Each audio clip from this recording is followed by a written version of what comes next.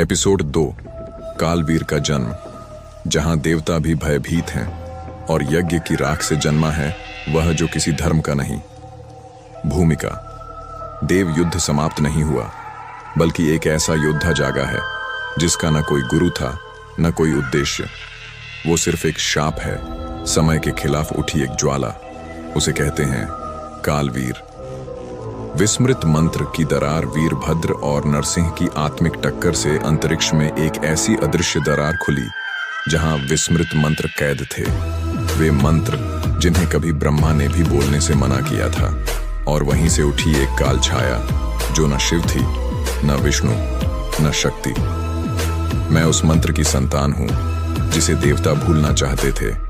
कालवीर का आगमन श्मशान की राख अब काली नहीं, नीली और लाल लपटों में बदल चुकी है। उसके बीच से उठता है कालवीर, एक त्रिशूलधारी छाया जिसके शरीर पर मंत्र खुदे हैं और जिनसे धुआं और मंत्र बहते हैं। उसका चेहरा नहीं दिखता, बस दो आंखें जिनमें प्राचीन शाप चलते हैं। मैं तांडव नहीं, मैं उस तांडव के बाद उठने वाली शून्यता हूं। देवताओं का भय। देवताओं को जब आभास हुआ कि वीरभद्र और नरसिंह की टक्कर ने कुछ गलत जगह दिया है, उन्होंने उसे रोकने की कोशिश की। पर हर देवता जो उसे रोकने गया, उसकी चेतना शून्य में समा गई। यह कोई योद्धा नहीं, यह तो देवताओं की असफलताओं से बना एक शाप है।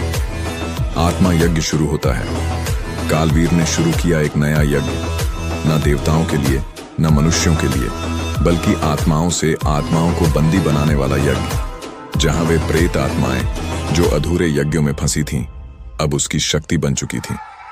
हर छोड़ा गया यज्ञ मुझे और ताकतवर बनाता है। देवताओं की परछाइयां, शिव, विष्णु और ब्रह्मा ने अपनी छायाएं भेजी, न पूर्ण रूप, बस चेतन छाया, परंतु वे भी उसे नहीं रोक पाए। कालवीर ने उनकी परछाइयों को भी भस्म कर दिया। तुमने मुझे अस्तित्व दिया, अब मैं तुम्हारा अंत बनूंगा। कालवीर मंत्र। तिर्यक त्रैलोक के अंत में कालवीर ने पढ़ा वो मंत्र जिसे किसी युग में कोई नहीं पढ़ पाया था। तिर्यक त्रैलोक्य मंत्र जो तीनों लोकों को तिरछे मोड़ देता है।